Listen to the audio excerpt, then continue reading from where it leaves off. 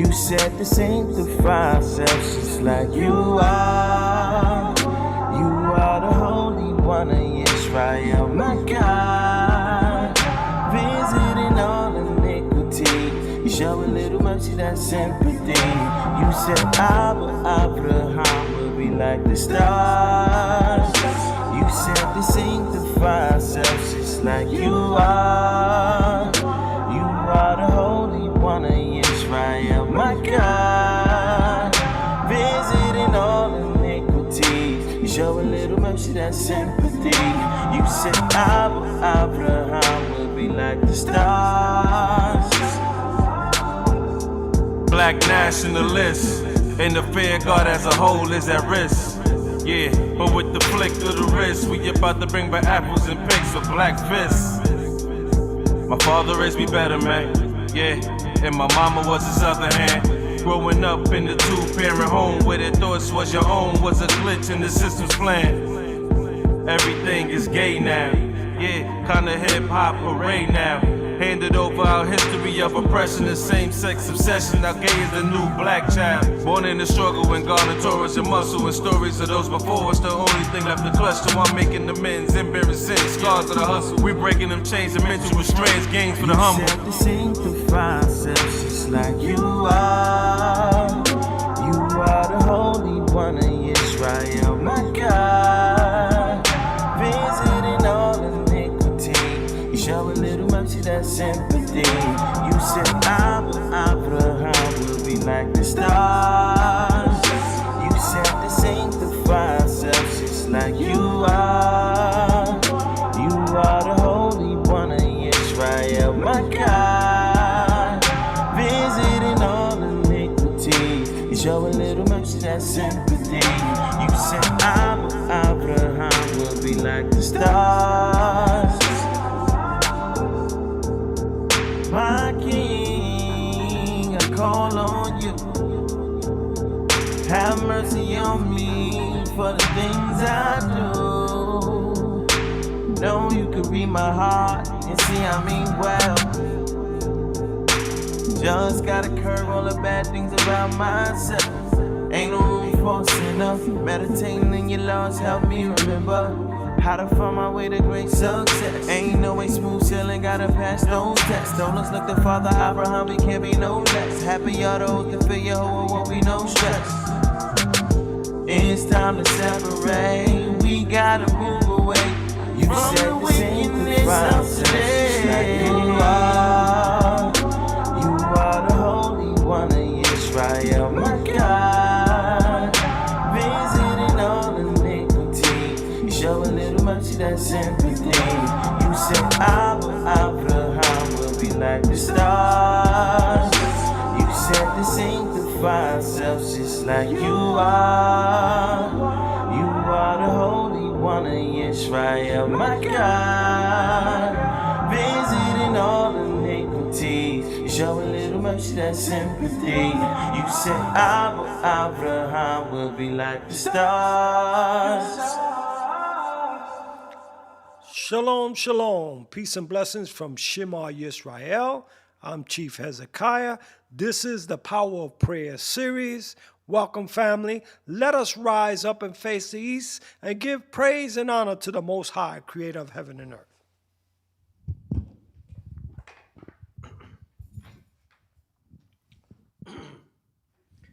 Hallelujah. All praise to the Most High, creator of all things and everything. HezekiYAH, for your mercy. Thank you, O great King, for your kindness. Thank you for sparing our lives. Thank you for keeping us safe. Thank you for protecting us from unforeseen evil. O great and mighty King, the power and creator of our fathers, Abraham, Isaac, and Jacob. Thank you again for sparing us and keeping us and allowing us to pray before you, to ask for forgiveness, to ask for protection, to ask for your mercy, to ask for the things that are necessary in life. O great and holy, respected, and all-powerful creator of all things. We cannot thank you enough for all your goodness. We ask you to please hear our prayer, to please consider our prayer, and allow us to stand before you in truth and in righteousness. We also ask you, O great King, to preserve and be with the spiritual leader of Shema Yisrael, Hanasi, Chief Prince Sapor. Guide him and continue to protect him and keep him healthy. And allow him to retain strength from you. May you bless his sons, especially his firstborn son, O great King, Nasi Natanel. Give him strength and guide him and protect him and his family. May you bless all of his children. Keep them strong. Bless their households with peace and with goodness. May you continue to protect and be with Chief Eliezer.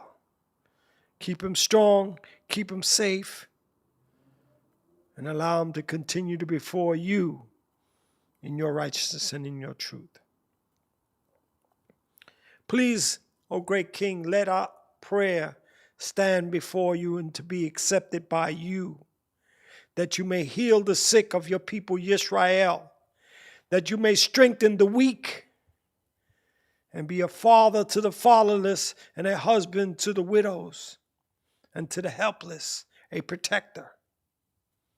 We thank you, Todah Rabbah, for all of our lives, for the house of Yisrael, wherever they may be in the four corners of the earth. We ask you, please, to gather us and bring us away from this place, O great King. Give us the substance, the strength, the motivation, and the ideas to do what it takes that we may gather ourselves to leave this place that is full of evil and looking to destroy us and our children. Please let them not take our souls, for all of our souls belong to you, O Yah. We ask you for your help. We ask you for your guidance. Please, in this day and time, Almighty King, protect us all and be with us all. All those that are online, bless them and be with them and hear their prayer, O great King. You are almighty and Holy Spirit. You are the most righteous and most honorable amongst all beings. Thank you for being the creator and being our King and allowing us to be your servants. Blessed be your high and holy name forever. Hallelujah. Praise be Yahweh. Shalom, family. And welcome back to another segment of the Power of the Prayer series. Today, we will continue on the book of Psalms, and we'll be reading Psalms 75, which psalm is written by Asaph. And as some of us may know that have been tuning in week by week, the last couple of psalms has been written by Asaph. And when I looked into how many psalms did he did quite a few, more or less around 10, more or less. Remember we read into the Chronicles when David appointed that Heman as the chief. Asaph also was second in command as a chief, and Yeduthun was the third in command as a chief. And they all were singers, them and their children, and they would come before the temple, which was the tabernacle of congregation, the tent of the meeting that they had at that time during David's time, and David set the order.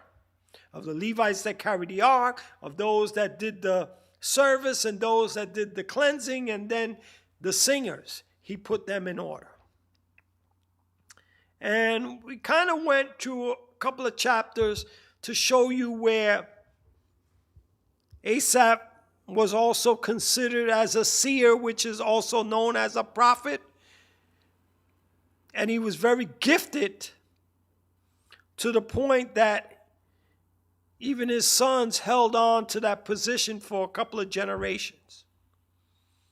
So today's Psalm 75 is very short, but it's also written by Asaph. And when I was looking, I tried to see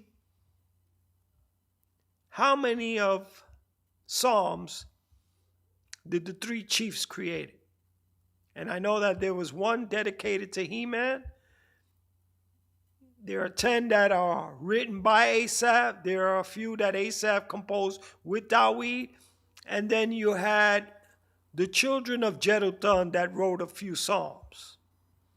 So we'll be going through that as we go psalm to psalm, and we'll be breaking it down. Today we want to go to, we're still talking about Asaph, and we're going to see him in the time of King Solomon, King Jehoshaphat. We're going to see that his children continue to hold on to the post. And, you know, when you have your children hold on to something that was given to you by a servant of the Creator of heaven and earth, it's a privilege and an honor to hold on to that position, like the sons of Aaron. Aaron, the high priest, the brother of Moses, who was commanded that the priesthood would be given to his children down the line. And for a very good few years, they held down that post until when all Israel went haywire, then we lost contact on who was who. We lost our lineage because of nations trying to bury us deep into the world of forgetfulness so that we wouldn't remember who we are, so we could not return in full capacity. Full capacity means back to the status of when we once were, where everyone was in their position and everyone from whichever tribe held down the position that they were blessed and given by the Creator of heaven and earth to hold down. But what the nations didn't take into consideration, that the Most High is involved in everything and that he will restore us once we come back to our senses. So, here we are, waking up all over the place and acknowledging that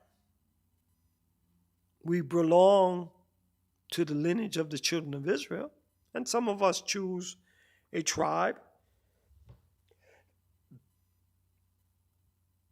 And even though we cannot verify it, but some of us feel we belong to certain tribes because the characteristics, certain traits, and we're playing it by ear until the Most High sends us one that would reveal to us our actual lineage. But in the meanwhile, we got to hold on, play by ear, read the law, embrace it, embrace our history, and look forward to the rebuilding and the comeback of the nation. And we have to be a part of it. And I would say this, I would go out on the limb and say, even if a lot of us were not of the nation of Israel, we still, in choosing to do right and willing to accept that we are part of this family, we become adopted by Yah, and we will be included in a portion. Because I read in Ezekiel, I believe it was 48 or 49, I can't remember off the top of my head right now. It stated that when we go back to the land, and it said, "And the stranger that dwelleth amongst Israel that have children born in this way of life," that the Israelites were commanded to give that stranger a piece of land amongst which tribe he dwelt amongst. Because after having children, being in this way of life, it's like you already prove yourself that you want to be a part of this. When you're raising up children dedicated to Yah. So it is a privilege to be a part of this people. It is a privilege to recognize that we must live righteously. It is a privilege for us that the Most High gets to show us a history of people who He loves, and we want inclusion. That's the true inclusion, that what they talk about when they talk about, oh, everybody's woke and you should include everybody. We should include everybody that wants to do right. That's the way Yah has the pattern set up. We're not to accept evil. We're not to accept things that are abominable in the eyes of the Most High. When I say abominable, it's disgusting acts. Acts that the Most High deem and commanded that they are not right. So we have to be strong-willed in this day and time. And we got to be willing to make sacrifices. And when I say make sacrifices, at some point we got to be willing to get out of here and just go somewhere off the grid. Off the grid means that we're no longer in this society. We have to drift off so that we can truly, really trust in the Creator, so that we can pray to the Creator and ask for that help that we need to live in whatever wilderness it may be. Because, you know, the greatness of the history of the Creator of heaven and earth, Elohei Abraham, Elohei Yitzchak, Elohei Yaakov, the God of Abraham, Isaac, and Jacob, as known in the English version.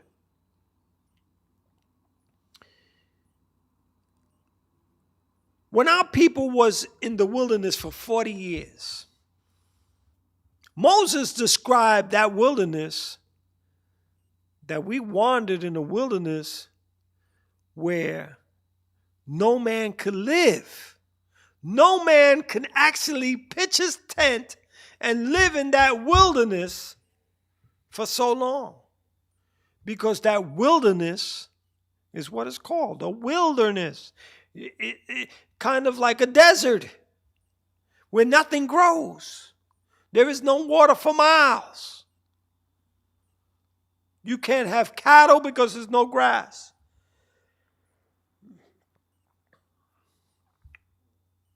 And Father said that He sustained us 40 years in that wilderness. We didn't go hungry. We didn't grow thirsty. Neither did our clothes get old. Neither did our feet swell up. Neither did our shoes worn out. Now, when you think about that in a category, you look at that as miracles. So the Most High did miracles for His people. just to show us that he cared about us.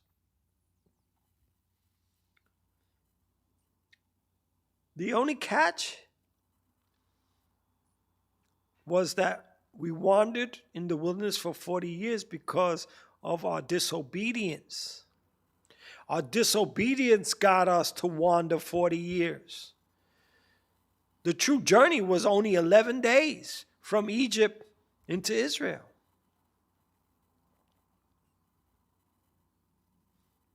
And Father could have taken us the shorter way, but he worried that we would see war and then we would turn back to Egypt because we weren't even ready for war yet.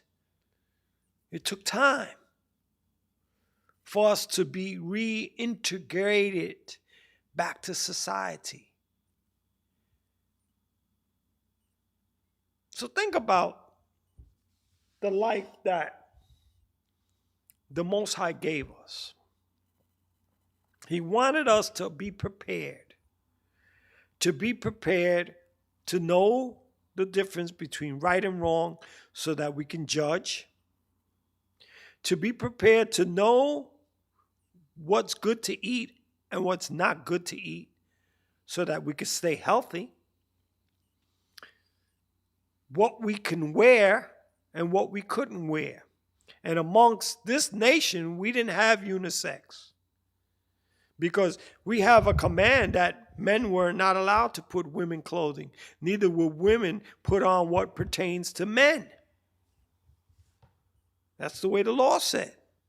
So there was no unisex going on in our nation. What belonged for women were women. What belonged for men were men. Most High made those distinctions clear.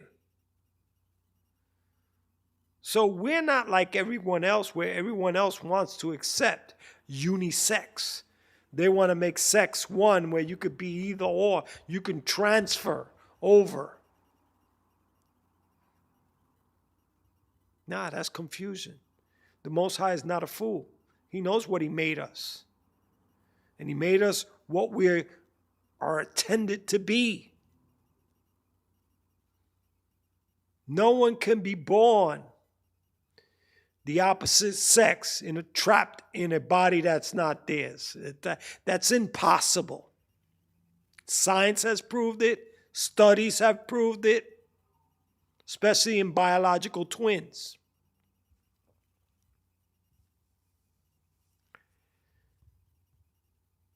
But what this society has mastered in their science is through foods and water. I was watching this documentary, and I forgot the name of it. They did a study of 2 male frogs, and they were giving it the water of America from the faucet. And they said after, I believe, about a month, the male frog started to try to have sex with the other male frog. So show you is that this society has supplanted us through foods and drinks. And that is why we have to be very aware of what we're putting in our bodies. Because they have perfected with their science on certain chemicals that can alter our DNA. That's what they have put in that juice that they want to give everybody. They're talking about putting it in pills. So they know. They're talking about putting it in food. They're discussing all kinds of ways on doing this because they want to control us. They want to keep us away from the Creator. They want to keep us away from right. Now, this may sound far-fetched, But believe it, brothers and sisters, the Most High has put the Spirit upon those of us that are seeking to be wise in truth and in right. And the Most High is revealing these things to us. And the Most High gives us these platforms so that we can inform brothers and sisters, because the news that we're watching is scripted. I have seen people that were breaking down news show windows of like 20, 30 different news stations at the same time saying the same things word for word.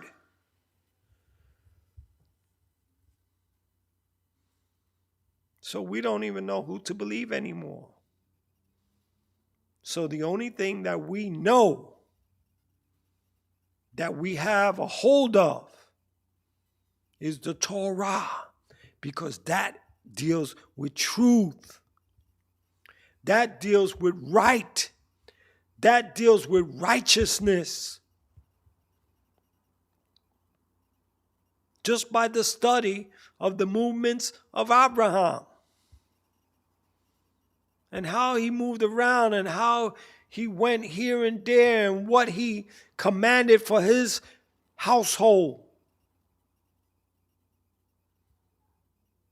And we must see those things and emulate them, the standards of what Yah is looking at each one of us to live by.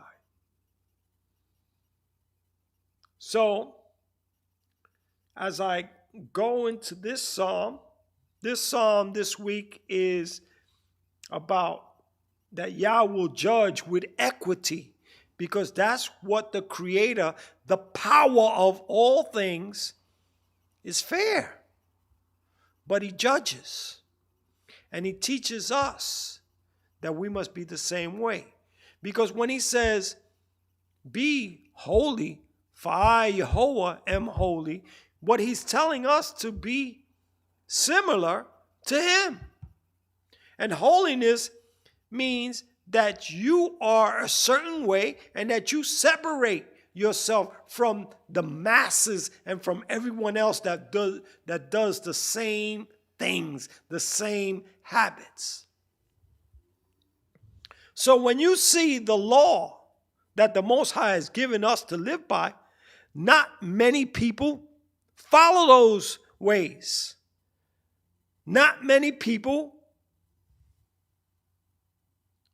emulate those ways. We don't put our spirit, and I'm not speaking for everybody, but when I say we, I'm talking about as a whole of a nation. The masses of us don't put our spirit to do right, to focus on right. We're still stuck on TV. We're still stuck on movies. We're still stuck with their music. And all those things are poisoning us. We're still stuck, memorized by their athletes. And when I say their athletes, because even though their athletes may look like us, and their athletes may be a part of us, but they have been bought. They have sold their soul for fame. They have sold their soul for riches. And that's the only way they're going to get that kind of money. And I'm telling you, because I was in the sports field, and coming up with my son, I could see where I was being banned. Now when I look back at it, I could see now clearly. I couldn't see it then. I had vibes of it, but I really wasn't looking at it as I see it now, because I know the players of the game. The players of the game is the government. The government is involved in every single thing in this earth that we use, that we socialize with, that we utilize, that we intake. And they're poisoning us. They have been poisoning us. That's why they put forth all these religions. That's a form of poisoning. Poison you away from the Creator. They have been deceiving us. And they have put it in the minds of our children to accept wrong. And if making them feel that if their parents are pulling them away from that their parents don't love them. So it's an uphill battle that we're fighting. So we got to follow the cue of righteous people. And righteous people in various generations have been inspired by the Creator of heaven and earth and have left written instructions, because Psalms, even though it's a song, it is also instructions. It teaches us how to judge. It teaches us what to do in certain crises. It tells us what is right and what is wrong.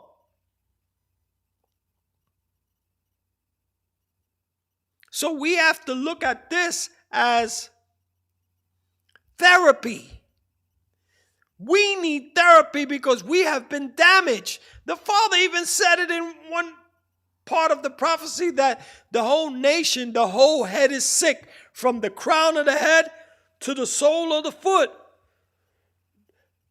It also said, with an incurable disease.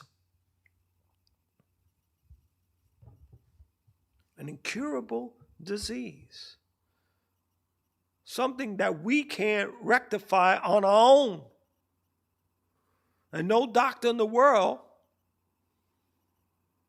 can give you the remedy. But the holy doctor of heaven and earth, who is Yah, is the only one that could revive us from the dead. You see, Ezekiel 36 shows you clearly the feel of the dead bones that were dried up for ages. And he asked Ezekiel, Son of man, can these bones live? And Ezekiel, being wise as a servant of Yah, didn't lay doubt. He said, oh, Yah, only you know. I can't call that one because I'm a human. I don't know what's beyond when one dies. But the smartest answer he gave, he said, only you know, Yah, because he's not doubting Yah's power. And Yah tells him, Son of man, prophesy unto these bones. Tell them that they are going to live. And when he did, everything came together and it became a whole army of people standing. So we can't put nothing past our Creator. His power is infinite. His majesty is infinite. His laws are special because it gives a human person strength. Strength that would equal to any of the most strongest people that you can imagine. This makes us a superhero. When we live by it, it gives us power. We got people like Samson, David, Solomon, the wisest man that ever lived. We have great people. And when they all did the works of the Most High, they were special. So we're not excluded from that. We only exclude ourselves from it when we don't follow the program. The law is the program. The law programs us. When we follow it, it programs us to be right, to be upright, to be wise. And then it gives us strength. And in our belief, when we believe, it protects us.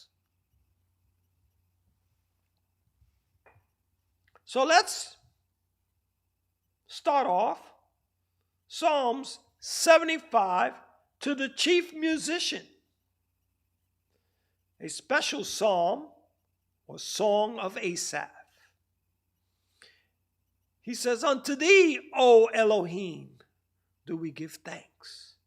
Unto you do we give thanks, for that your name is near, your wondrous works declare. So what Asaph starts off with the psalm is we give thanks to you, O Creator. We give thanks to you because your name is intertwined with your wondrous works. And when your works are done, it declares that you are the ruler of the world. Because the tornadoes and everything that's shown, even up to the rainbow, it declares the power of the Creator.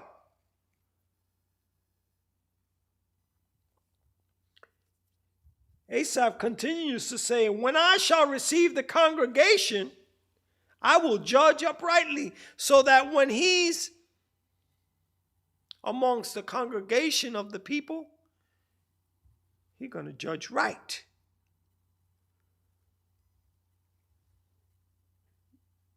Why? Because that's what the Most High wants. And I'll read that to you. Let me just hold off right here. And let me go to 2 Samuel chapter 23. And let me start off from verse 2. And it says, the Spirit of Yahweh spoke by me. This was David. David was giving his last words, last speech. He said, the Spirit of Yahweh spoke by me, and his word was in my tongue. The power of Yisrael said, the rock of Yisrael spoke to me. He that ruleth over men must be just, ruling in the fear of the power, Elohim. So you hear that? The Spirit of Yahweh spoke to David and then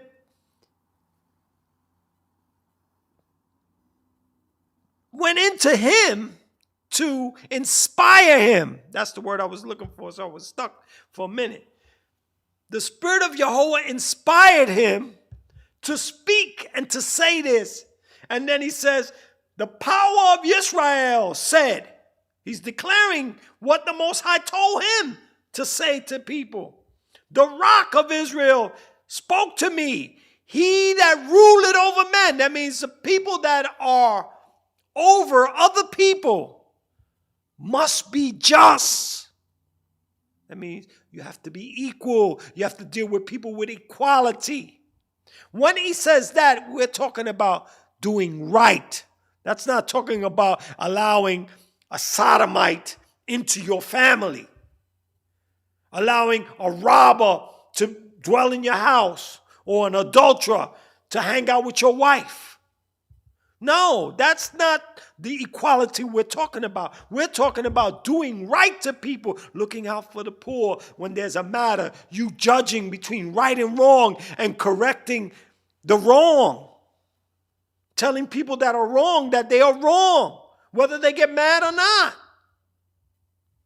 So he that ruleth over men must be just, ruling in the fear of Yah. So that when you use your authority has to be fearing the Creator and following the program, which are the commandments, which are the blueprints, which is the law.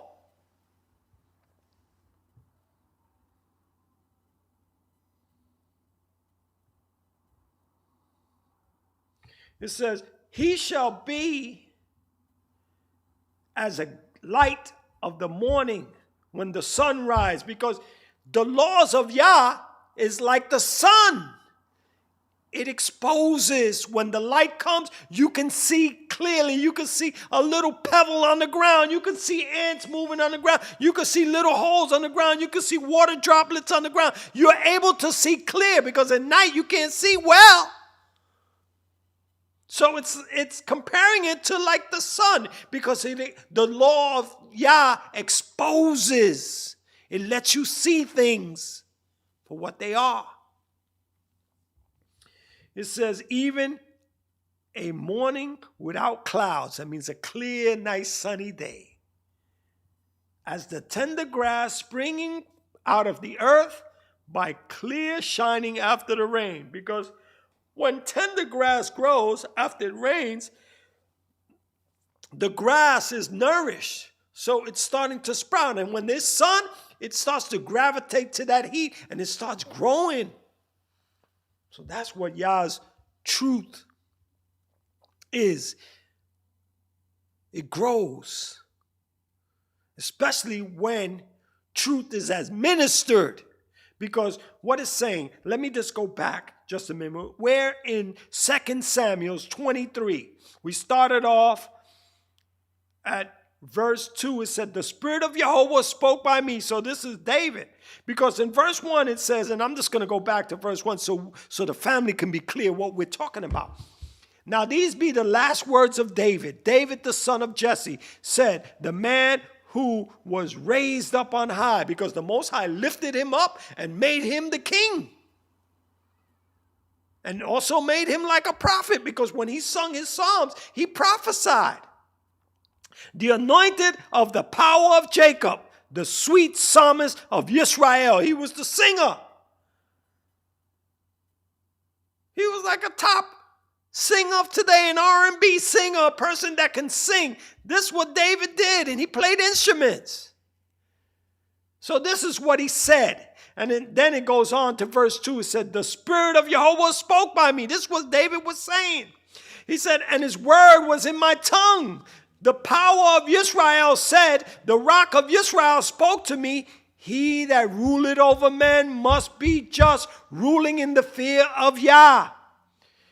And he shall be as the light of the morning, because if he's just and he's ruling over people and he's ruling in the fear of Yah, then he will be like a light in the morning.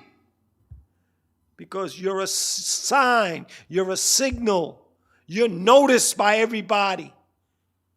Because the sun in the morning is noticed by everybody all over the world, wherever the sun is shining or wherever the sun is rising up. So when the sun rising, even a morning without clouds, that means like a perfect day. Nothing to distract the rays of the sun or block it out.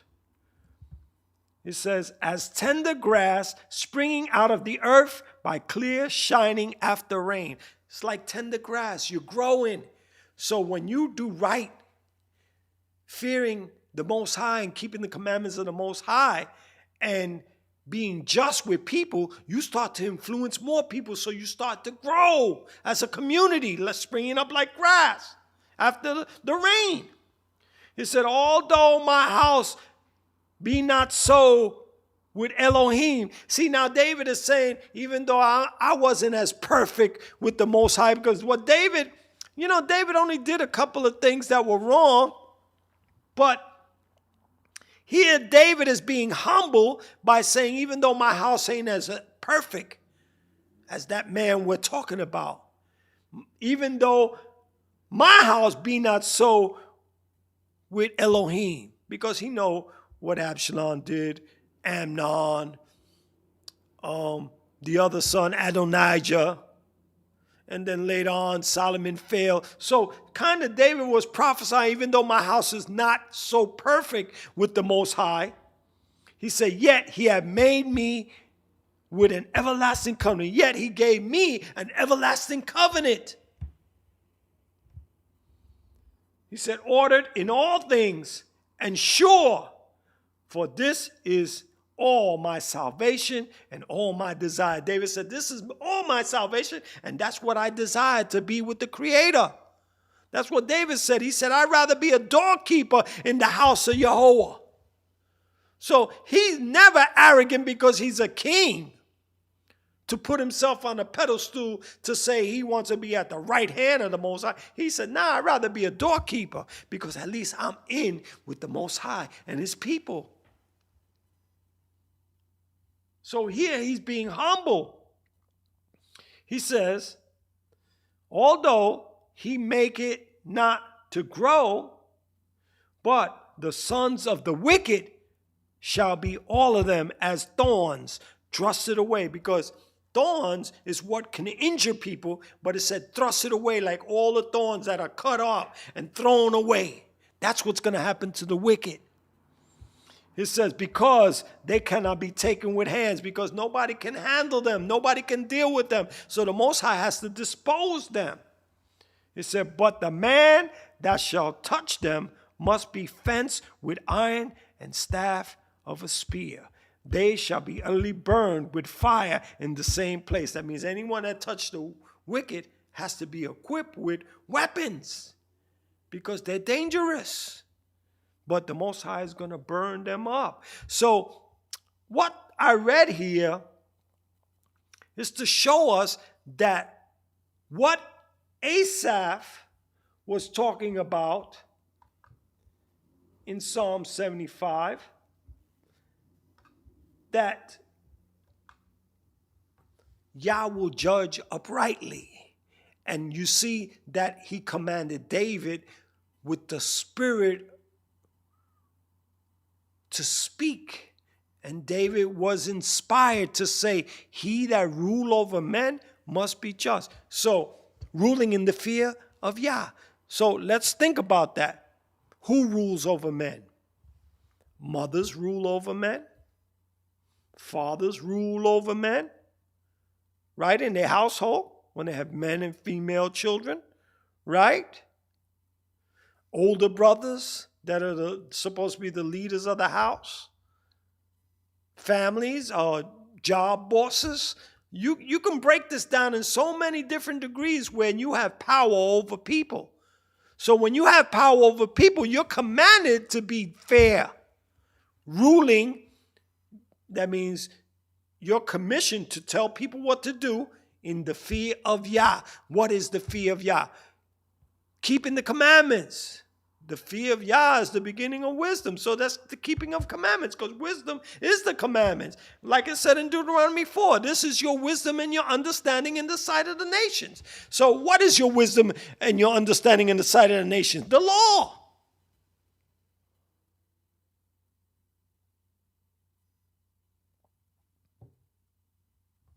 So let me go back over Psalm 75. Unto you, O power, do we give thanks. Unto you do we give thanks, for that your name is near, your wondrous works declare. Your wonderful works. Tell who you are, Yah. When I shall receive the congregation, I will judge uprightly, because when the people come, we got to be fair. So if we're over people, we must rule in the fear of Yah. We must be just. And this is what Asaph is saying. I will judge uprightly, meaning I'm fair. The earth and all the inhabitants thereof are dissolved. The earth and everybody in there are dying away, are wasting away. Why? Because of our evil. Because of our rebelliousness. Because of our unrighteous dealings.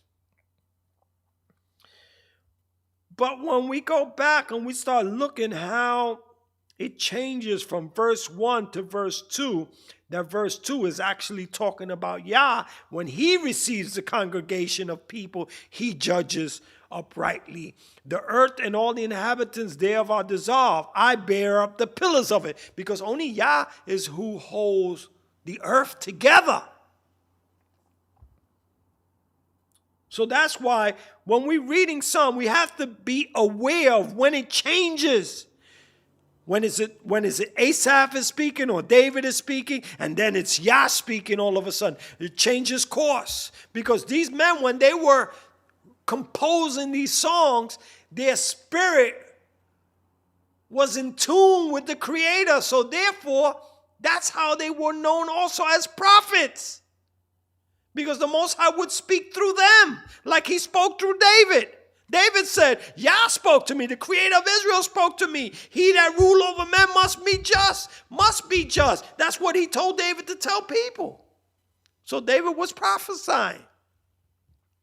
So here we have Asaph now inspired by Yah and speaking as if Yah is speaking out of his own mouth in this song. And then he goes on to say, I said unto the fools, deal not foolishly. That's a warning to those that are foolish. He said, and to the wicked, lift not up the horn. And to the wicked, don't lift yourself up like you're all of that. He said, lift not up your horn on high, and speak not with a stiff neck. Don't speak like you're arrogant, like nothing can happen to you. We have to be humble. We have to be afraid, because the Most High can strike out at any time, and we're literally guilty of everything. So that's why we have to always play low key. We always have to be humble. And you see in David, when he was speaking, he humbled himself. He said, even though my house is not right with Yah, yet Yah showed me all his salvation, and that's what I desire. I desire to be with Yah, and that's what we got to start doing. We got to desire more. When I say desire, not only just want and feel, but also start living it and start acting it out. That's the desire. So it says, verse 4, I said unto the fools, deal not foolishly, and to the wicked, lift not up the horn. Lift not up your horn on high, and speak not with a stiff neck. For promotions cometh neither from the east, nor from the west, nor from the south. So promotion in life don't come from east, north, or south, meaning don't come from no place special. Your promotion is in the next line, verse 7 of this Psalm 75. It said, but Yah is the judge. He put it down one and set it up another. Yah is the one who promotes people. So brothers and sisters, think about this. When we are in our everyday jobs, and in our jobs, there's a position for a promotion. We should not be kissing up to the CEO of the company. We should be kissing up to the Most High Creator of heaven and earth and crying out to him and then living right so that the Most High would inspire that person that you would never want to kiss up to them, but they start looking at you because of your performance. And they elevate and promote you. Okay? True or not true, brothers and sisters? Did not Joseph be promoted? He never asked for the promotion. He never was looking for that promotion. He was thrown in the pit, sold to a Potiphar in Egypt, the priest or the chief of the bodyguards. Then within that man, he was promoted as head slave master of the house, head servant of the house.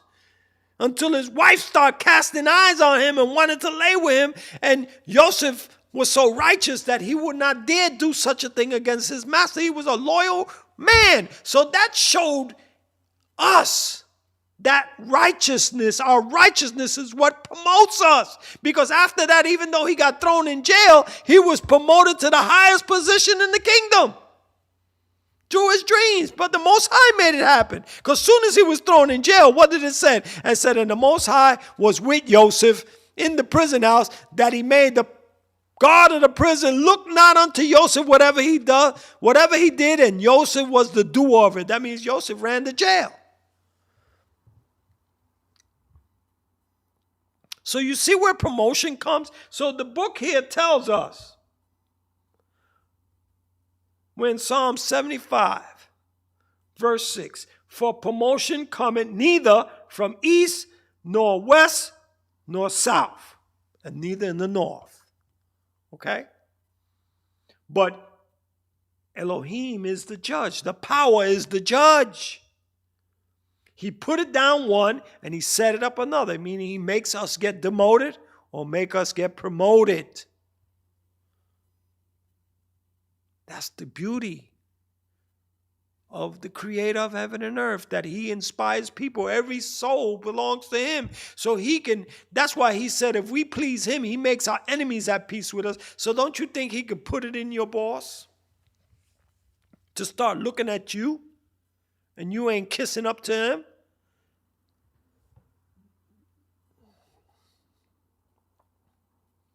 When Psalm 75, verse 8, it said, for the hand of Yahweh there is a cup, and the wine is red. It is full of mixture. That means this drink that Yahweh is holding is what people call when they go to bars, the zombie drink, where you got all types of mixture, where you take a sip and you done. You toasted. You can't even control yourself. So, for in the hand of Yahweh there is a cup. The wine is red. It is full of mixture. He poured out of the same, but the dregs thereof, all the wicked of the earth, shall wring them out and drink them. You know what the dregs is? That's the strongest part of the drink. The bottom, where if you made it out of roots and herbs and barks and plants and all the settling of the bottom, they got the strongest part. The wicked. So they can't recover from this potion that the Most High gives them. It says, but I will declare forever. I will sing praises to the power of Jacob. Because that's what he's declaring. That's what Asaph is declaring. Because now Asaph is back to himself singing the song. The Most High took over and spoke through him in the song. And then Asaph came back. I will declare forever. And I will sing praises to the power of Jacob. All the horns of the wicked will be cut off. So all the wicked that put themselves on high, all the wicked that are over us, that got all the money, that got the power, that bought the power, that stole the power, that cheated their way to power. The Most High said, all the horns of the wicked also will I cut off, but the horns of the righteous shall be exalted. So if we do right, we will be promoted. That's what it's saying. So we have to see that this is clear, telling us that the Most High judges with equity. He's very fair. He gives to the wicked what they deserve, and he gives to the righteous what they deserve. So I'm explaining to the family, all my brothers and sisters out there online, we have to take this advice. We got to get right. We got to get better. We got to elevate ourselves to a level that the Most High will promote us, so he can promote us. And we got to start praying that we want to get out of this place. Because this place is going to be destroyed, because he said all the horns of the wicked will also be cut off. And whoever's with them, whoever's siding with them, whoever's kissing up to them is done. But the horns of the righteous shall be exalted. Hallelujah. Let us now, we're done with that psalm. That was a very short psalm this week. Let us go to the book of 2 Chronicles, chapter 5. And 2 Chronicles chapter 5, we're going to read from 1 to 14. Hallelujah. It says, and thus all the work that Solomon made for the house of Yahweh was finished. So Solomon finished building the temple, the place of worship, which David had dedicated and wanted to do. But the Most High said his hands were full of blood. So therefore, he said, your son will build that. I'll allow your son to do it because it was your thought. So Solomon was the one that built the temple. So now everything was done. And Solomon brought in all the things that David, his father, had dedicated. And everything that David already set aside. Look how David was very mindful in his life. He was already dedicating things to the Creator in his battles, when the Most High would save him, special things that he would find, expensive things. So Solomon brought those things into the house of Yahweh and set them there as the dedication. And it says, the silver and the gold and all the instruments. And he put amongst the treasures of the house of Yah. And Solomon assembled the elders of Israel. So Solomon was putting everything in order too, because he was a very wise man. So he grabbed the elders, because the elders are those that have been living around a long time, so they can testify to a lot of people. They can tell people stories about what happened before their time. So that's why we need elders amongst us. Then he says, Solomon assembled the elders of Israel, all the heads of the tribes, the chiefs of the fathers of the children of Yisrael unto Jerusalem, to bring up the ark of the covenant of Yahweh out of the city of David, which is Zion. Wherefore all the men of Israel assembled themselves unto the king in the feast, which was in the 7th month. So when Solomon built this was during the time of Sukkot. So as the temple was built, they were the time of the feast in the 7th month. So what feast comes in the 7th month? We know Yom Teruah, right? Yom Kippur, right?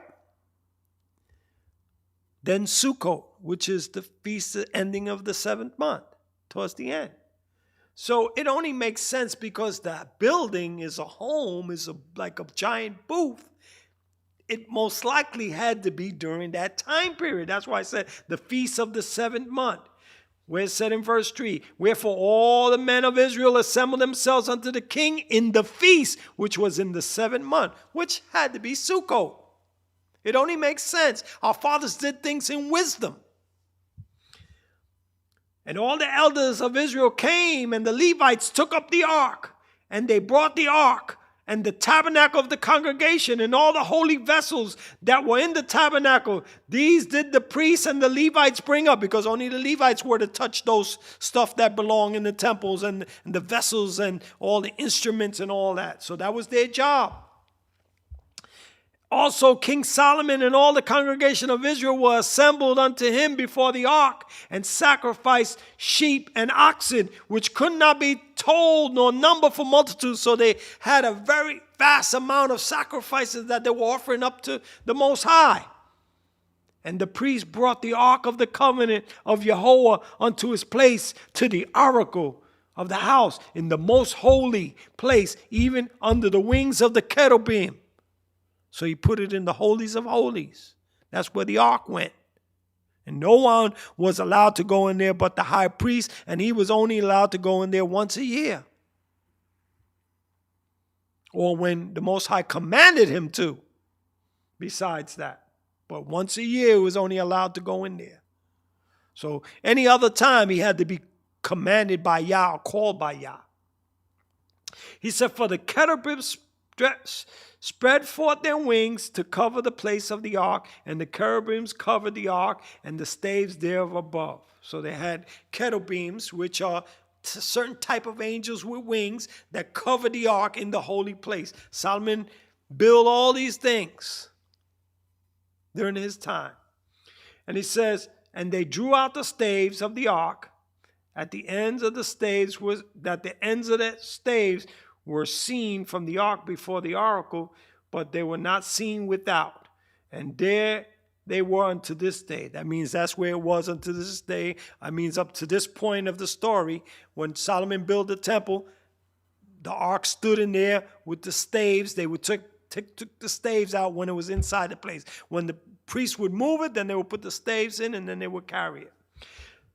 And there was nothing in the ark except the 2 tablets which Moses put therein at Horeb, which were the commandments written by the Most High.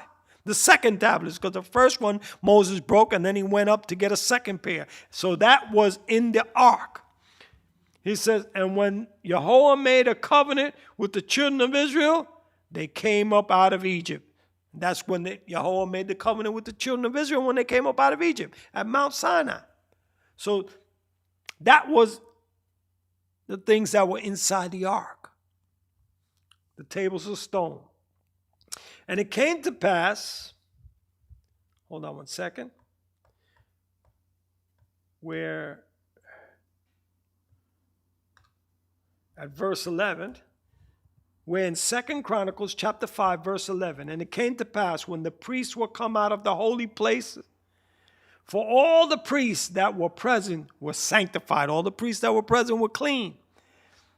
It says, and did not then wait by course. They all did their jobs, and they didn't have to wait to go by order. It said, also the Levites, which were the singers, all of them, Asaph. So you see the psalm that Asaph was a very important figure. In the time of David, he was appointed as a chief. He was the second in command. But let's look how they're named here in this verse 12. It said, and also the Levites, which were the singers, all of them, Asaph, Heman, and Jeduthun, with their sons and their brethren, being arrayed in white linen, having cymbals and psalteries and harps. They are ones that played the instruments in the temple, stood at the east end of the altar, and with them 120 priests sounding with trumpets. So they had 120 priests that played the trumpet. So they were jamming before the Most High. Now, what I was looking at, when in the time of David, it was Heman who was the head chief. But for some reason, it kind of promoted Asaph during Solomon's time as the head one, because they name him first now. Because, after a time, people excel. You get promoted by the creator of heaven and earth on how your spirit is when you are serving the Most High.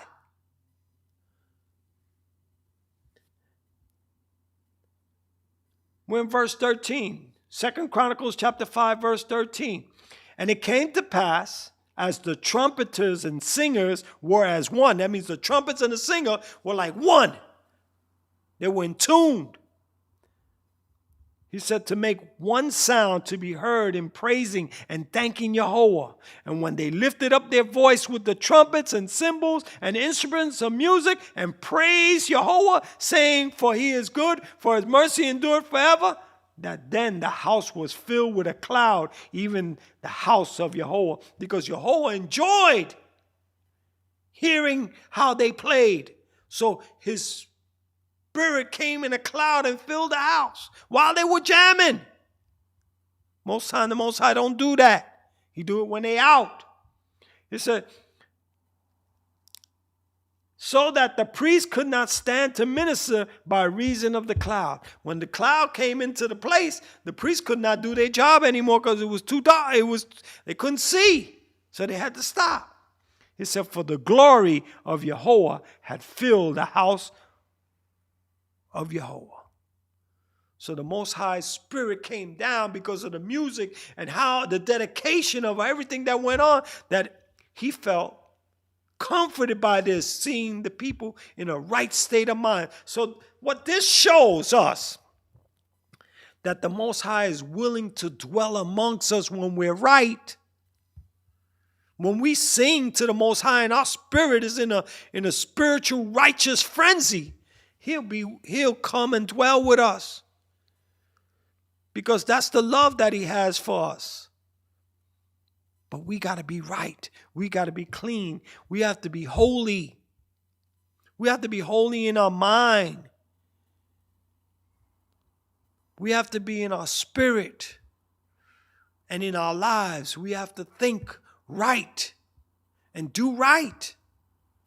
Let's now go to 2 Chronicles chapter 20. And this is in the time of Jehoshaphat, King Jehoshaphat, who was the son-in-law of Ahab, King Ahab. Ahab was the king of Israel, and Jehoshaphat was the king of Judah. Jehoshaphat was out of David's line.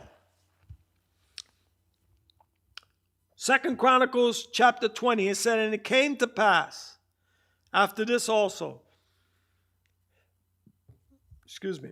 that the children of Moab, the children of Ammon, with them also besides the Ammonites, came to battle against Jehoshaphat. So who were the others besides the Ammonites? We know that was the Edomites. It was the Edomites, Moabites, and Ammonites. I've read this story before in another place, so that's why I know this for sure. And it said, then there came some that told Jehoshaphat, saying, there comes a great multitude against you from beyond the sea on this side Syria. Behold, they be in Hazazon Tamar, which is En-Gedi. That means they're coming from this certain town and they're coming to attack Jerusalem. And Jehoshaphat feared. He was scared. And set himself to seek Yahweh and proclaim the fast throughout Judah because he got scared. So he said, you know what? We all got to fast. We all got to call on the name of the Most High. So you see what righteous people do when they get scared? They trust and they rely on the Most High Yah. So we have to take this same pattern. When things happen with us, let's rely on Yah. Let's do a fast instantaneously. Don't got to be Yom Kippur to fast. We can fast at any time when we want the attention of the Most High Yah. So this is what it shows us. That's why we try to bring out these things, to give our family a complete picture. Because, you know, people are busy in their lives, so they don't take time out to read the whole Torah. So those of us that have read the whole Torah, it is our job to show the family the different parts of the Torah that make sense with certain parts so that we put it together like a puzzle, and that's what enlightens us so that we promote ourselves. Because you know what? Think about it. When Jacob wrestled with that angel, and he held on to that angel, that the angel said, let me go, for the day is breaking and I got to get back. And Jacob said, no, not until you leave me with a blessing. And what he said, what's your name? He said, Jacob. He said, no longer shall you be named Jacob, but Yisrael, for you striven with Yah and with man and have prevailed. So he called him Prince of Yah. Prince of the power. He was promoted at that moment. That was his promotion. So that's how we get promoted, when we deal right with the Most High. Just like I showed you Joseph. Just like I showed you Jacob. And also when Judah became the leader. That's where David came out of the line of Judah. But because why? Because when Judah stepped up in the time when Joseph was playing the game with them and took Benjamin, and he said, man, I can't go back and face my father if I don't come back with the lad. And I also said that I would be responsible. So take me in prison instead of the child. And he made Joseph cry. with his words. He stood up like a loyal brother. So that's why he ended up with the leadership role. Joseph may have gotten the right of the firstborn, which was the double portion, but Judah got the leadership position. So he also received the blessing from his father in that he got promoted. Our promotion comes from our righteousness. That's what we read in the Psalm. It's not coming from the north, the east, the north, the south. So meaning, you know what it means by that? That promotion don't come from the east, north, south. It don't come from people. It don't come from places. But Yah is the judge. That's what it says in the next line. That means the Most High judges us, and he's the one who puts up and puts down. So we have to be clear to understand where our promotion comes from, brothers and sisters. We can't be ignorant to that. So here, when Jehoshaphat hears that this great company is coming against us, he puts his trust in the Creator and sets a fast, proclaims a fast, and everyone starts fasting. And verse 4 says, we're in 2 Chronicles chapter 20, verse 4. And Judah gathered themselves together to ask help of Yahweh. You see? That's what we're supposed to do. That's our power. That's when we have power with Yah and with man, because we can speak to Yah and he'll hear us. And we can convince people when we talk and they will listen to us. They'll take our advice if we do it in wisdom and we do it in righteousness. So let's continue. It says, even out of all the cities of Judah, they came to seek Yahweh. And Jehoshaphat stood in the congregation of Judah and Jerusalem in the house of Yahweh before the new court. So Jehoshaphat came to the house of Yahweh and brought the people there so he could pray to Yahweh, so he could feel closer to Yahweh. And it says, and said, this is his prayer now, in verse 6, O Yahweh, Elohim of our fathers, Are not you the power in heaven and rule not over all the kingdoms of the heathen? Ain't you the one, the power of heaven, and rule over all the kingdoms of the nations? He said, in your hand is there not power of might, so that none is able to withstand you? Ain't you got the power that nobody can fight against you? This is what he's asking the Creator. But why is he asking all these questions? Because what he's doing is moving the spirit of Yahweh to fight in his behalf. He said, are you not our Creator, who did drive out the inhabitants of the land before your people Yisrael and gave it to the seed of Abraham, your friend forever? You see what key words he used in his prayer? To activate the Most High. Aren't you the power? Aren't you the might? Aren't you the ruler of heavens that nobody can come up against you? You're the creator of our fathers, and you gave this land to your children, to the children of Abraham, your friend forever. So he brought a remembering point that the Most High could not pass that up. Like Moses when he brought up certain points in his prayer. That's what we have to look at, the pattern of the prayers. That's what Psalms is about, to show us how we have to pray, but also it teaches us who the Creator is and how he is and what he judges, so that we know what to say and be humble all the time when we say it.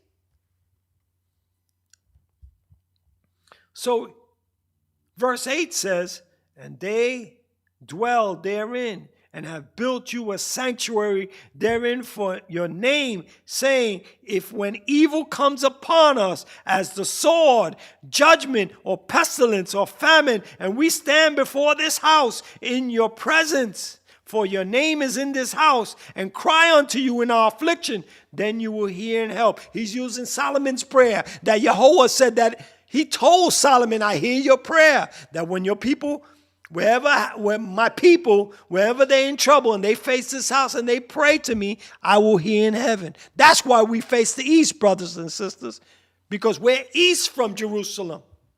We're west from Jerusalem, I mean. So Jerusalem is in the east, so we stand up and we face the east.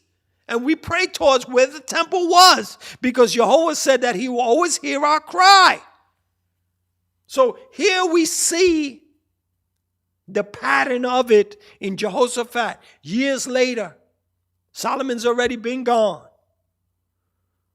This is a couple generations down the line. So he's using the key of what Solomon asked for, and the Most High said he heard Solomon's prayer. So Jehoshaphat is remembering that. That's why righteous people, we have to be very, how would I say? We have to be very knowledgeable about this book so that we can know what we pray to the Most High about certain things that were in history that he commanded and that is forever.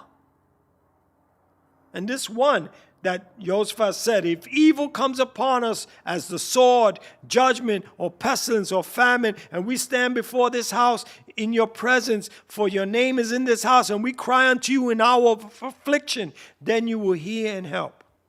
And now, behold, the children of Ammon and Moab and Mount Seir, which are the Edomites, whom thou wouldest not let Israel invade, when they came up out of the land of Egypt, but they turned from them and destroyed them not. Yeah, when we came up out of Egypt, Most High commanded, don't mess with the Edomites because I gave them their land. Don't mess with the Moabites and the Ammonites because that's their land. They the children of Lot. I gave them their portion. So we were commanded not to mess with them to take their land, and we didn't do it. So this is what Jehoshaphat is bringing back. Most High, you told us not to attack them, and we didn't attack them. Now they're attacking us. So that's cause to move the Spirit of the Most High to help us. So then he says, and now behold the children of Ammon, Moab, and Mount Seir, whom you would not let Israel invade. When they came up out of the land of Egypt, but they turned from them and destroyed them not. Behold, I say how they reward us to come and cast us out of your possession. This is how they pay us back when we never attack them. We never mess with them, which you have given us to inherit. So Jehoshaphat is very meticulous with what he's saying, and he's using history, and he's on point with what he's saying. That's why we got to be familiar with history so we can use history in our prayer. And that's powerful. O Elohim, will you not judge them? For we have no might against this great company. We don't have no power to beat this group. 3 nations are coming against us, a great multitude. He said, they come against us. Neither know we what to do. We don't even know what to do, but our eyes are upon you, Yah. We waiting for you because we don't know what to do. We can't beat them. We trusting in you. That's the key words. That's the key thinking. We have to trust in Yah. And all Judah stood up before Yahweh with their little ones. See, with the babies. You got to make your babies cry to Yah. With your little ones, their wives, their children. You see what it says? Let me read this one over. We're in 2 Chronicles chapter 20, verse 13. It says, and all Judah stood before Yahweh with their little ones. That's the babies, infants. It says, their wives and their children. That's the other ones that can walk around, that can talk. Everybody got to cry in the house.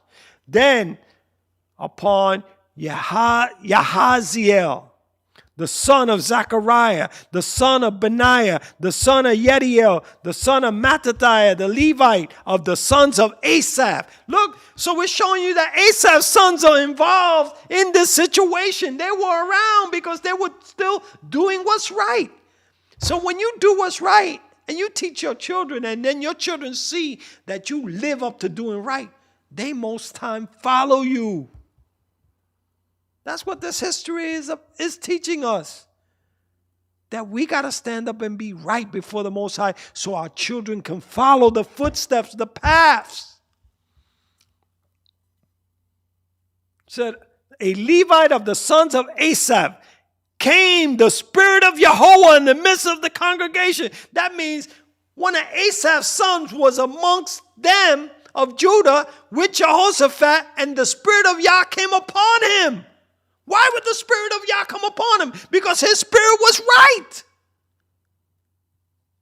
So if our spirit is right, that means the Most High will come next to us. Just like we were reading before when King Solomon dedicated the house and everybody was playing, Asaph and Heman and Jeduthun, they were playing with the other Levites and they were jamming, and the Spirit of Yah came that the cloud filled the house. Yah's Spirit came close to us because we were in a right spirit. Here, they crying out to the Most High and their spirit is in a right frame that the Most High Spirit came upon this guy, Yahaziel, of the children of Asaph. So you see, it's a couple of generations now. Ahaziel, the son of Zechariah, the son of Benaiah, the son of Yediel, the son of Mattathiah, a Levite of the sons of Asaph, came the Spirit of Yahweh in the midst of the congregation. And he said, and this is what he said, he prophesied. He said, listen, all ye of Judah and ye inhabitants of Jerusalem, and you King Jehoshaphat. Thus say Yahweh unto you, be not afraid nor dismayed. That means don't be scared and don't be confused. He said, by reason of this great multitude, don't be scared and be confused because of this multitude that's coming against you. He said, for the battle is not yours, but Yahweh's. That's powerful, brothers and sisters. The battle is never ours when we put our trust in Yahweh. It said, when our ways please Yahweh, even our enemies can't mess with us. So we got to take this and run with it. We got to take this and live in it.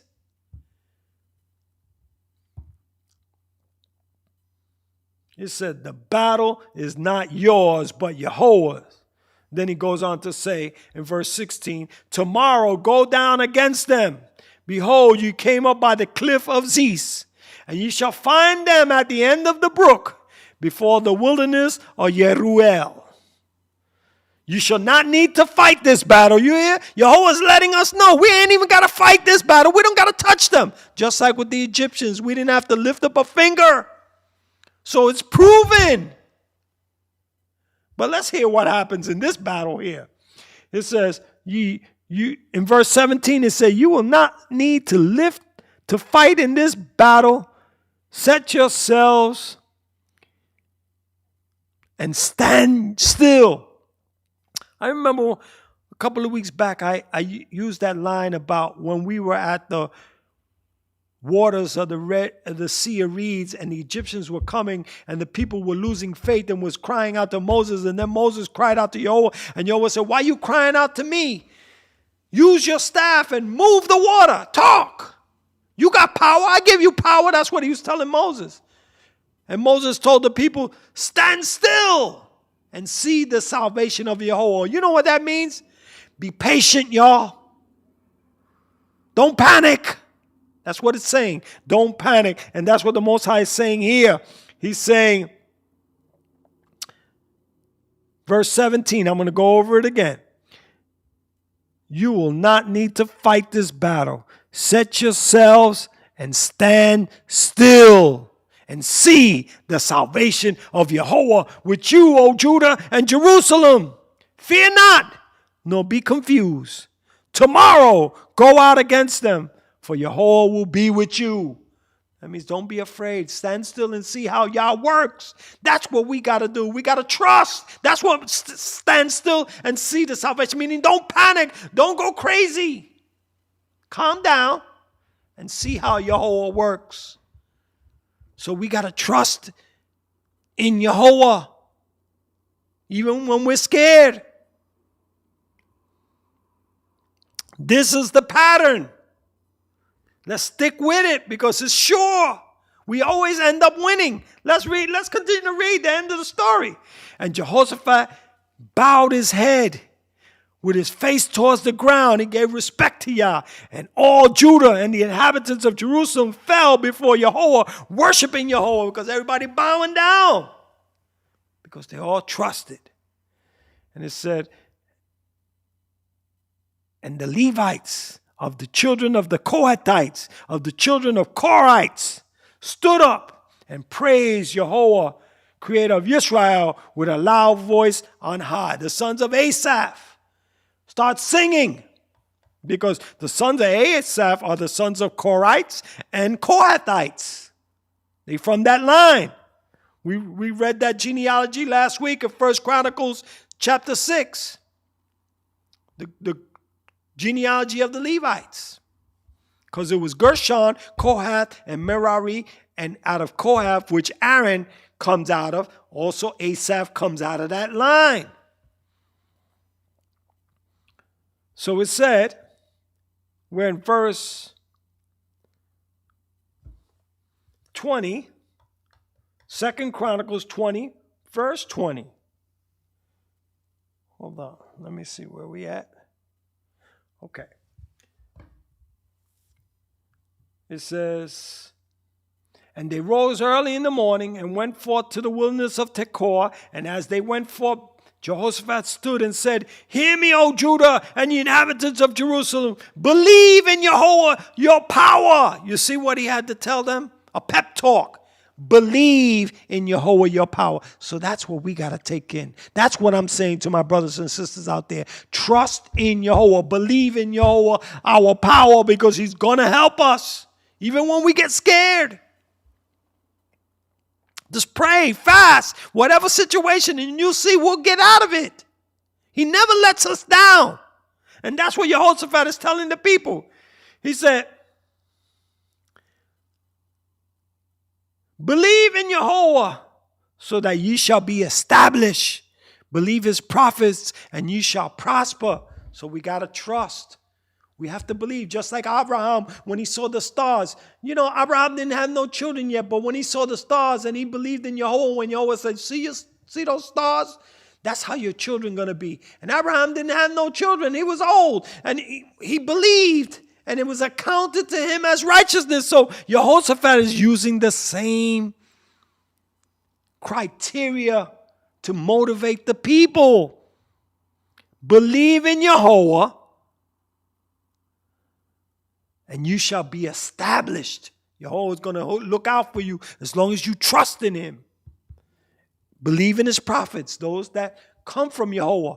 Because anybody that spirit is right with Yahweh is like a prophet. So when you believe in the truth that's coming from Yahweh's people, if you study, you know when a person is right. And you shall prosper. And when he had consulted with the people, he appointed the singers unto Yahweh, which were the sons of Asaph, Heman, and Jeduthun. It says, so that they should praise the beauty of holiness. And as they went out before the army to say, praise Yahweh, for his mercy endureth forever. And when they began to sing and to praise Yahweh, set ambushments against the children of Moab, Ammon, and Mount Seir, which were come against Judah, and they were smitten. For the children of Ammon and Moab stood up against the inhabitants of Mount Seir to utterly slay and destroy them. And they had made an end of the inhabitants of Seir. Everyone helped to destroy each other. So you know what the Most High did? The Most High made them start fighting with each other. Moab and Ammon attacked Esau, wiped them out, and then Moab and Ammon started to fight each other. So Israel didn't even have to lift up a weapon. They didn't have to do anything. Hallelujah. Let's go now. We're done there. Let's go to 2 Chronicles. We're still going to be in 2 Chronicles. 2 more chapters we'll go to. 29. 2 Chronicles chapter 29. And this is the time of Hezekiah. This is after Jehoshaphat. maybe 2 generations, here or there, give or take. And Hezekiah began to reign, and he was 25 years old when he began to reign. And he reigned 29 years in Jerusalem. His mother's name was HezekiYAH, the daughter of Zechariah. And he did that which was right in the sight of Yahweh, according to all that David his father had done. So we know that Hezekiah was a righteous man. And he, in the first year of his reign, in the first month, opened the doors of the house of Yahweh and repaired them. He brought in the priests, the Levites, and gathered together in the east street, and said unto them, Hear me, ye Levites, sanctify now yourselves, and sanctify the house of Yahweh, your Creator of your fathers, and carry forth the filthiness out of the holy place. So he told them, get everything in order. Let's get holy. Let's get right. See, so you see that there's always been different times where we messed up, but when we had a good king, he would influence the people to get right. We need to have good leadership, but we all have to be leaders in our households as well, so that the Most High will bless us in these things and give us people that is necessary for us. So let's continue. He said, For our fathers have trespassed and have done that which was evil in the eyes of Yahweh our Creator, and have forsaken him, and have turned away their faces from the habitation of Yahweh, and turned their backs. They have shut up the doors of the porch, and put out the lamps, and have not burned incense, nor offered burnt offerings in the holy place unto the power of Yisrael. Wherefore, wrath of Yahweh was upon Judah and Jerusalem, and he hath delivered them to trouble, to astonishment, to hissing, as ye see with your eyes. So Hezekiah was telling them, we got to straighten out, or else Yahweh is still going to stay angry with us, and then he's going to do us more damage. So Hezekiah was very smart in what he was telling the people. He was gathering them, inspiring them to get right and to clean up. So he says, For lo, our fathers have fallen by the sword, and our sons and our daughters and our wives are in captivity for this. That's why we went into captivity. He said, Now it is in my heart to make a covenant with Yahweh, power of Yisrael, that his fierce wrath may be turned away from us. See, Hezekiah was mindful. He said, come on, man, we need to clean up everything, because I want to make an agreement with Yahweh so he could turn away his anger from us, so he could be with us. That's what this king is saying. He said, my sons, be not now negligent. That means, listen, my children, don't neglect this. We need to be on point. He said, for Yahweh hath chosen you to stand before him, to serve him, that ye should minister unto him and burn incense. He's talking to the Levites now. Come on, we got to clean up. We got to come and stand before Yahweh according to the law. Then the Levites arose, Mahat, the son of Maasai, and Joel, the son of Azariah, Joel, the son of Azariah, of the sons of the Kohathites, and the sons of Merari, Kish, the son of Abdi, and Azariah, the son of Yehalelel, of the Gershonites, Joah, the son of Zimmah, and Eden, the son of Joah, and of the sons of Elzaphan, Shimri, and Jeriel, the sons of Asaph, Zechariah, and Mattathiah. You see, Asaph's sons are involved in this. So we see that Asaph's never fell off. Asaph is gone. But his sons are still holding it down with the kings that wanted to do right. We heard Asaph's sons were with Jehoshaphat. Now we see that Asaph's sons is with Hezekiah, making movement to do right. That's why Asaph has a couple of psalms in there, because he was a man that was right before the Most High. That's what we have to look at. We have to look at the dedication of people, and then you see that their sons are not too far from the tree. Then it says, and of the sons of Heman, Yediel and Shimei, and of the sons of Jeduthun, Shemaiah and Uzziel. So those two other guys that were chiefs also, their sons were there too. And it says, and they gathered their brethren and sanctified themselves and came according to the commandment of the king by the words of Yahweh to cleanse the house of Yahweh. And the priests went into the inner part of the house of Yahweh to cleanse it and brought out all the uncleanness that they found in the temple of Yahweh into the courts of the house of Yahweh. Hold on. It says, and the altar of the burnt offering and with all the vessels thereof. Hold up, my bad. I lost my spot. Okay. So we were at verse 16. And the priests went into the inner part of the house of Yahweh to cleanse it and brought out all the uncleanness that they found in the temple of Yahweh into the court of Yahweh's house.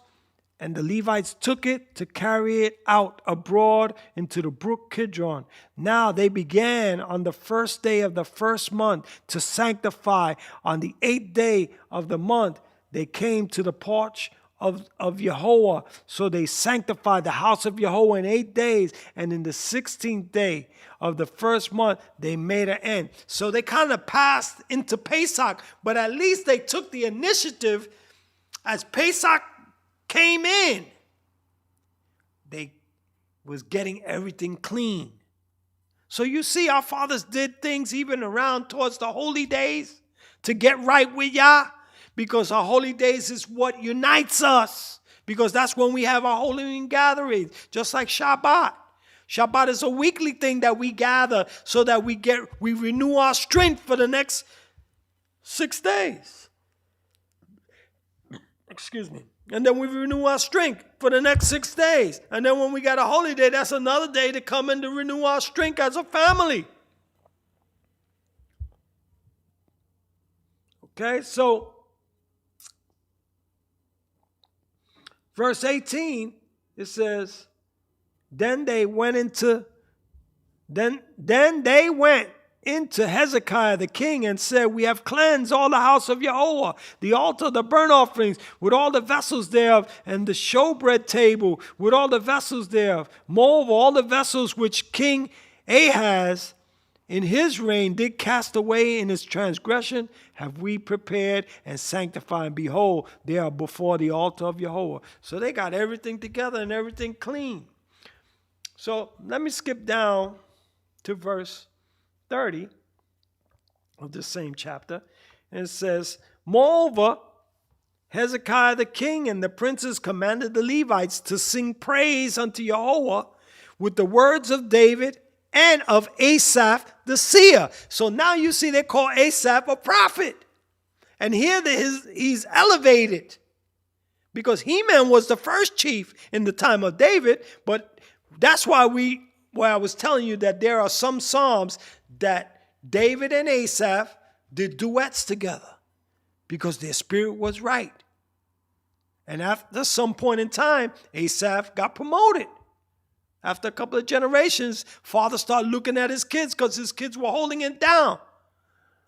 So we see that their names are being used because their family is still around to do right, to sing before the Most High, because that was their blessing, that was their gift.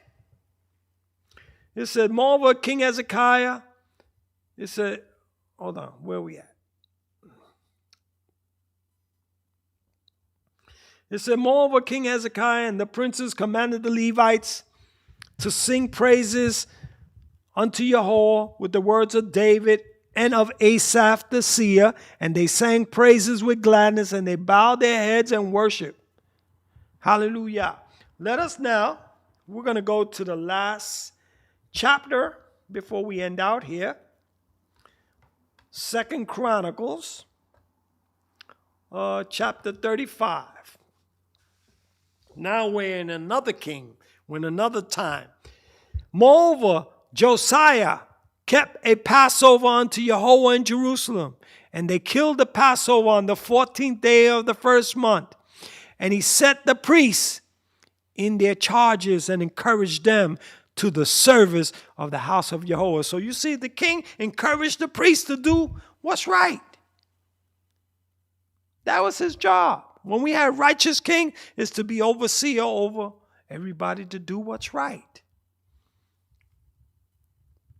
He said, and he set the priests in their charges and encouraged them to the service of the house of Yahweh, and said unto the Levites that taught all Israel, because you see, Levites were also teachers, that taught all Israel, which were holy unto Yahweh, put the holy ark in the house which Solomon the son of David, king of Israel, did build. So put the ark back into the house, because they, after a generation or two, they start to mess up.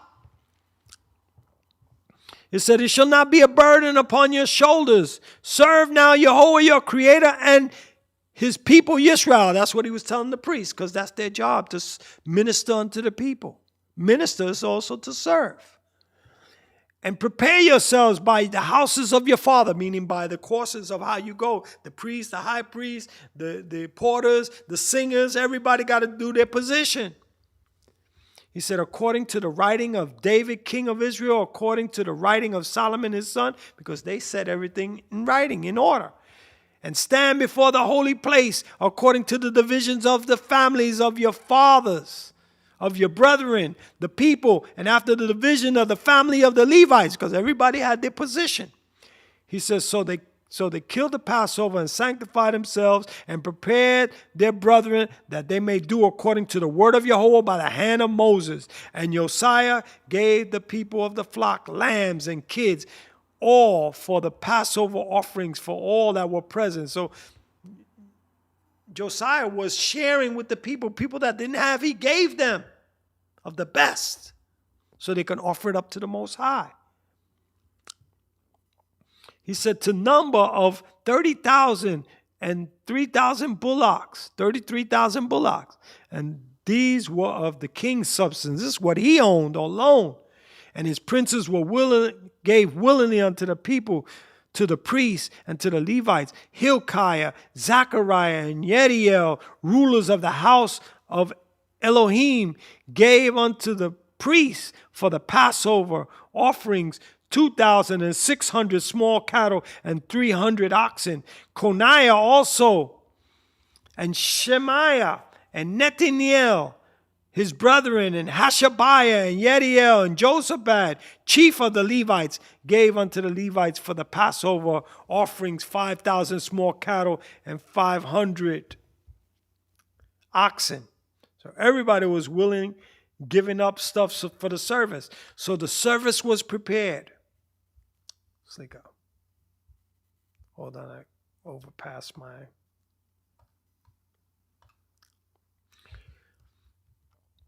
So we're in verse 10. 2 Chronicles 35, verse 10. So the service was prepared, and the priests stood in their place, the Levites in their courses according to the king's commandment. And they killed the Passover, and the priests sprinkled the blood from their hands, and the Levites flayed them. And they removed the burnt offerings, that they might give according to the divisions of the families of the people to offer unto Yahweh, as is written in the book of Moses. So did they with the oxen, and they roasted the Passover with fire according to the ordinance. But the other holy offerings they boiled in pots and in cauldrons and in pans, and divided them speedily amongst all the people. And afterwards they made ready for themselves for the priests, because the priests, the sons of Aaron, were busied in offerings of burnt offerings and fat until night. So the other Levites made the food for Aaron and them, because they were busy working and offering up offering that it took them all night almost. Therefore the Levites prepared for themselves, and for the priests, the sons of Aaron, and the singers, the sons of Asaph, were in their place. So Asaph's sons were in their position, according to the commandment of David, and Asaph, and Heman, and Jeduthun, the king's seer, because these guys are prophets too. They prophesy in their songs. So, and the porters waited at every gate they might not depart from their service, for their brethren the Levites prepared for them. So all the service of Yahweh was prepared the same day to keep the Passover, to offer burnt offerings upon the altar of Yahweh, according to the commandment of King Josiah. And the children of Yisrael that were present kept the Passover at that time, and the feast of unleavened bread 7 days. So you see, when we had righteous people, they made sure everybody had. People that couldn't afford it, everybody got to eat. That's the way we have to be. We have to be generous. We have to be fair. We have to be just. Because that's what it said. He that ruleth over men, he that ruleth over people must be just, ruling in the fear of Yah. So that's how it goes. It says, and verse 18, we're in 2 Chronicles 35, verse 18. And there was no Passover like to that kept in Israel from the days of Samuel the prophet. Neither did all the kings of Israel keep such a Passover as Josiah kept, and the priests. That means this kind of Passover was a big time Passover, was a big time feast. They never kept it like that since the time of Samuel, and no other king ever kept it like that. It said, and the Levites and all Judah and Israel that were present, and the inhabitants of Jerusalem, in the 18th year of the reign of Josiah, was this Passover kept. Hallelujah. So that's the end of our service, brothers and sisters. I hope that through the scriptures we see things clearer, that we see that our times of holy days is when we uplift our spirits to be more righteous, and then we keep on. We keep rolling in doing right. We need to get out of this land. We need to cry and beg Yahweh to get us somewhere out of this place where we could be together, where we could have a community, if anywhere, so that we start to prepare our children to be better. Because you know what? If we leave this civilization and go off the grid into some wilderness, we'll struggle, but then we got to trust in Yahweh, and we're going to see his power. And when we see his power, that's when our belief system becomes stronger. And then we become stronger because we get promoted, we get uplifted. And the Most High will fight for us against anyone. Because you see all those kings, so we ain't got to worry about, if America come with their armies or whoever come with their armies against us. The Most High will fight in our behalf if we right. So understand that, brothers and sisters. I'm just trying to put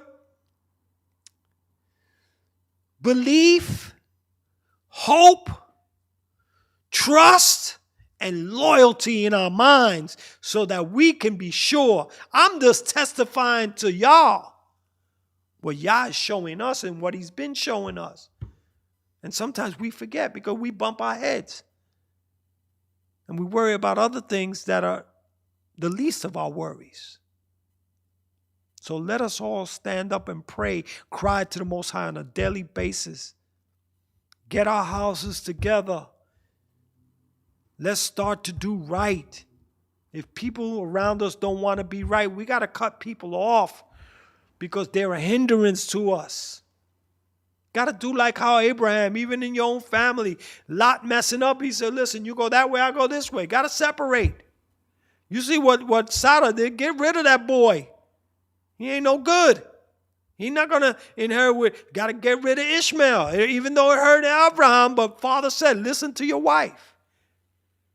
Because when we see evil around us, we got to separate, man. So we got to start. We got to start cleaning house.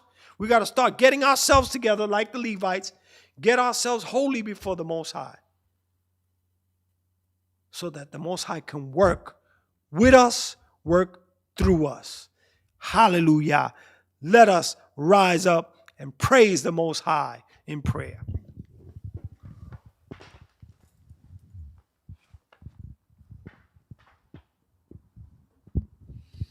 Hallelujah. All praise to the all-powerful, mighty Yah, creator of heaven and earth. Toda Rabbah, O Yah, for giving us beautiful words, giving us a beautiful history that we can see clearly that your power will always be there to help us every time we dedicate ourselves to you and we cry to you and we trust in you with all our heart and soul. All we have to do is clean ourselves up and stand before you and cry, and you will hear us and you will return to us, Almighty King. As you have said in the scriptures, that if we return unto you with all our heart and soul and we confess our sins, that you will return to us. Please return to us, O Yah. We need your help in this day and time. We need you to guide us and to lead us in a path that we have to go to ourselves, to be with ourselves, so that we can muster up strength to serve you and to do what's right. Please let us not fall into the hands of these heathen and these wicked people that look to harm us and to harm our children and to destroy us. We want to serve you, O Yah. We want to be with you. We want to be back home, serving you and you only, O Yah. Blessed be your high and holy name forever. We ask you also to bless the spiritual leader of Shema Yisrael, Hanasi, chief principal, guide him with strength and help him and unite his heart and heal him. Bless his son, Nasi Natanel. Bless him and help his family and heal him and give him strength. Bless his brothers, all of his brothers and their families and their wives, their children. Bless them with strength and health. And may you also give strength unto Chief Eliezer and his family. Keep them strong. Bring them closer to you, O Yah, that good things may come. All those that grow closer to you, receive your blessing. Receive your peace, receive your truth and your protection. May you bless all those that are online and hear their cry and their prayer, oh Yah. Every single person that cries out to you, hear their prayer. Open their minds and their hearts to hear the words of wisdom and the teachings that you have inspired us to bring forth, oh Yah. It is not my knowledge. All comes from you, O great King. Todah, for teaching us, for guiding us, for uniting us. Blessed be your high and holy name. Hallelujah. Praise be Yahweh. Shalom, family. Peace and blessings to you all. May Yahweh be with you all, bless you all, protect you all, hear your cry, answer your prayers, and give you all strength. This is Chief Hezekiah from Shema Yisrael, Power of Prayer series. Brothers and sisters, be blessed. I hope that the Most High answer you, hear you, and strengthen you. Stay strong, be strong, and keep your head in the books of Yah, and be open-minded to truth. Gravitate to what's right. We need that so that we will survive. Trust in Yah, believe in Yah. Hallelujah. Shalom, shalom, family. Peace be unto all of you.